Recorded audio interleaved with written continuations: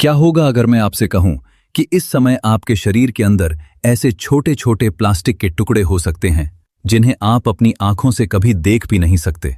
सवाल यह है कि ये प्लास्टिक हमारे शरीर में आया कैसे। हर साल दुनिया करोड़ों टन प्लास्टिक बनाती है, लेकिन प्लास्टिक पूरी तरह खत्म नहीं होता।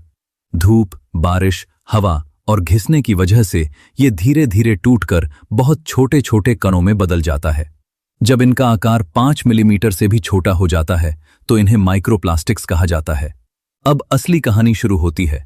ये छोटे छोटे कण हमारे आसपास हर जगह मौजूद हैं, नदियों में, समुद्र में, मिट्टी में, हवा में और यहां तक कि हमारे खाने में भी। मतलब चाहे आप कहीं भी हों, इनसे पूरी तरह बचना लगभग नामुमकिन है। लेकिन ये हमारे शरीर में पहुंचते कैसे हैं? पहला रास्ता है खाना। समुद्र की मछलियां, नमक, फल, सब्जियां और कई पैक्ड फूड्स में माइक्रोप्लास्टिक्स पाए जा चुके हैं। क्योंकि ये कण पहले पर्यावरण में फैलते हैं, फिर धीरे धीरे फूड चेन का हिस्सा बन जाते हैं। दूसरा रास्ता है पानी। प्लास्टिक की बोतलें, प्लास्टिक कंटेनर और दूषित पानी भी माइक्रोप्लास्टिक्स का स्रोत हो सकते हैं। कई अध्ययनों में बोतलबंद पानी में भी माइक्रोप्लास्टिक्स पाए गए हैं। तीसरा रास्ता शायद सबसे चौंकाने वाला है, हवा। जब सिंथेटिक कपड़े, कार के टायर या प्लास्टिक की चीजें घिसती हैं तो उनके बेहद छोटे कण हवा में उड़ने लगते हैं।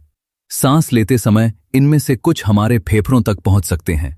नई रिसर्च ये भी दिखाती है कि हवा में मौजूद माइक्रोप्लास्टिक्स पौधों की पत्तियों तक पहुंचकर हमारी फूड चेन में भी शामिल हो सकते हैं। अब सवाल है, क्या ये सिर्फ पेट तक रहते हैं? यहीं पर वैज्ञानिकों को सबसे ज्यादा हैरानी हुई।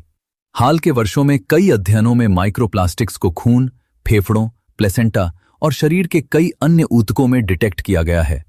लेकिन एक बात समझना बहुत जरूरी है, डिटेक्ट होना और बीमारी का कारण साबित होना दोनों अलग बातें हैं। वैज्ञानिक अभी भी ये समझने की कोशिश कर रहे हैं कि लंबे समय में इनका इंसानी शरीर पर कितना असर पड़ता है। यानी अभी तक इतना तो साफ है कि माइक्रोप्लास्टिक्स हमारे शरीर तक पहुंच सकते हैं, लेकिन ये हर बीमारी की वजह है, ऐसा कहना अभी वैज्ञानिक रूप से सही नहीं होगा। इसी कारण दुनिया भर में इस विषय पर तेजी से रिसर्च चल रही है। तो क्या हम इससे बच सकते हैं? पूरी तरह शायद नहीं, लेकिन कुछ आसान आदतें हमारे संपर्क को कम कर सकती हैं। जैसे गरम खाना प्लास्टिक के डिब्बों में न रखना, जहां संभव हो वहां कांच या स्टील के बर्तनों का इस्तेमाल करना और सिंगल यूज प्लास्टिक पर निर्भरता कम करना। ये कदम पूरी समस्या खत्म नहीं करते, लेकिन एक्सपोजर कम करने में मदद कर सकते हैं।